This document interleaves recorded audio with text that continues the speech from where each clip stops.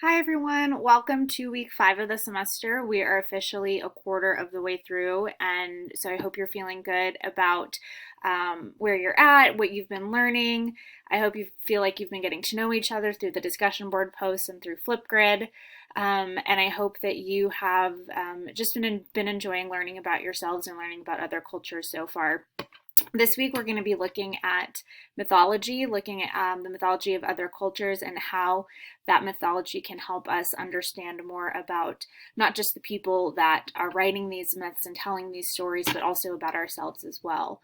Over the next couple of weeks, we'll start to look at things like test anxiety, things like time management, and how to deal with things that are stressful, especially as we get towards the midpoint of the semester.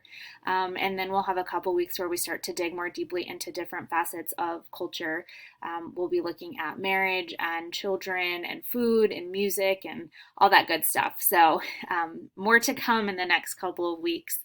If you ever have any questions, I hope you know that you can always reach out. You can email, you can post on the discussion board post.